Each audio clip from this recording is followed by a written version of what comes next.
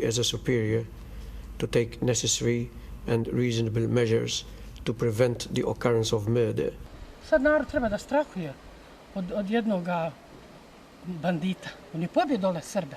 Ko? Srbi su kako mi ime? Lično.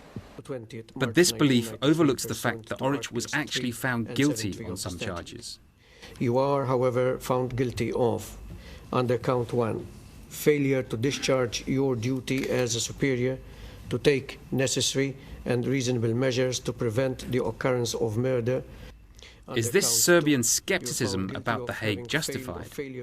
We now have 159 out of 161 indictees have gone to The Hague or been processed in some way through the tribunal proceedings. And there have been some very important judgments in those cases, as well as people being cleared of charges as well. So I think it has been fair, but for political reasons, people want to portray the court as either being pro this or anti that. The court proceeds on the basis of facts presented before it. Bruce McLean, who succeeded Raffi Grigorian as political advisor at NATO HQ in Sarajevo, agrees. One of the problems that we have had in this country with people's attitudes about the whole process is that there are many people who feel that the ICTY is biased and that they're, especially on the Serb side, that the international community is holding the Serb population as a whole accountable for the atrocities that occurred during the war. And these kinds of trials, I think, serve the opposite effect. They show that those individuals who are really guilty of the crimes that were committed are held accountable for those crimes. Does Geoffrey Nice feel that The Hague can guarantee Karadzic a fair trial? It's up to the judges, and there's no reason why not. The judges will have to be firm in ensuring that they get whatever evidence they need at the request of the parties. But of course they can give this man a fair trial. That's what judges are there to do. And although I don't know the Karadzic evidence in detail, some of the evidence is much, at least at first sight, stronger than the evidence against Milosevic. Some of the things he said at the assembly sessions may be cripplingly difficult for him to deal with, I don't know. So again, there may be other reasons why the trial can be more compact than the Milosevic trial. One of the aspects that worries analysts about the political structure of Bosnia-Herzegovina is the number of elections that it's had, particularly since 1996, many more than many other countries, particularly in Western Europe. The other worrying factor that they point to is that people are increasingly voting along ethnic lines rather than with a national interest. And they wonder where this is heading. Is there a danger that Karadzic's trial could play a role in Bosnia-Herzegovina's elections in 2008? It's my supposition that it will not cause significant problems. Although you can be certain that in the run-up to the municipal elections in October that this and other issues will be used at those that wish to exploit them for the wrong reasons. According to Raffi Grigorian, this issue shouldn't even be on the election radar. It's odd because these are municipal elections. They have nothing to do with issues about entity status or state status. But in reality, municipal elections should be about whether or not the garbage is being collected and the streets are being paved.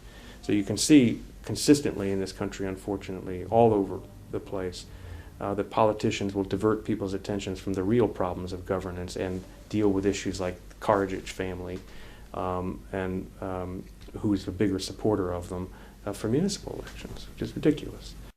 The capture of Radovan Karadzic has implications across the Balkans region. What are the implications in particular for Serbia, the country which arrested him? I think it's a very positive sign for Serbia.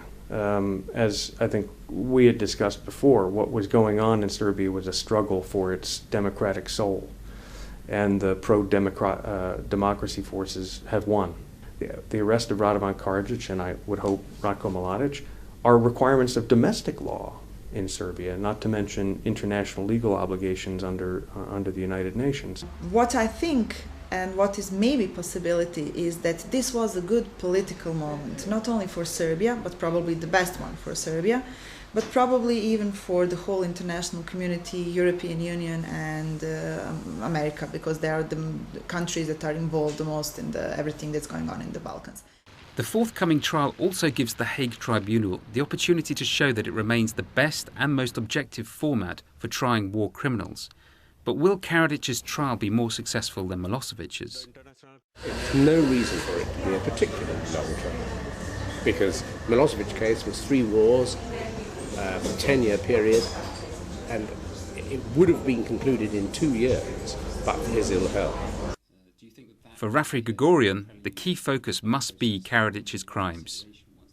Enough people have filled column inches of discussion about supposed deals and completely ignored the crimes that the man is accused of doing and for which he was already found guilty in United States courts of having run rape camps. Is the trial of Karadzic enough for the region to move on? No, we have to see Mladic in Hague. Without him, it's not the end. It's just not the end. Because I mean, it's horrible to live in the world when you're aware that somebody like Ratko Mladic is walking freely around you. It's not only horrible if you're Bosnian, it's horrible if you're a human being. I don't think it's over until we get Mladic. I mean, Karadzic was the political leader. He's the one that set the policies. Mladic executed the military aspects of this. The two figures are quite distinctly different personalities. One looks like a sort of pathological killer. The other one looks like the pseudo-intellectual. He is very soft-spoken demeanor, but as I mentioned before, a pathological liar. But Mladic, through his own public statements, made clear he knew exactly what he was doing. Exactly what he was doing. Many people who suffered in Sarajevo have a stoic outlook on Karadzic's arrest. This is a step forward in closing the past, but the past remains still painfully vivid. There are many numbers that are mentioned in relation to the war here in Bosnia-Herzegovina.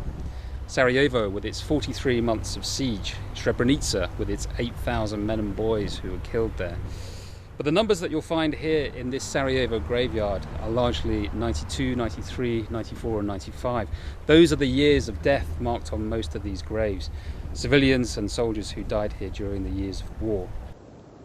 These graveyards are not tucked away in quiet places. Many of them are in the heart of the city because many of them used to be Sarajevo's city parks. So while Karadzic's arrest can bring some closure, it is far from the final chapter in this story. Ja sam duševno ispoljen kad sam čuo za hapšenje to. A što se tiče svakodnevnice morate opet raditi, morate sve, neće samo ništa doći. A politički ja mislim da će biti puno bolje. For us, the war is not still history. We are still living we are still living in a kind of not war but post-war country. And I'm not sure, even though like day when Karadzic was arrested, I felt like that's the end of the war. But it's not, unfortunately. We still live with that. And we will probably have to live with that for many more years in front of us.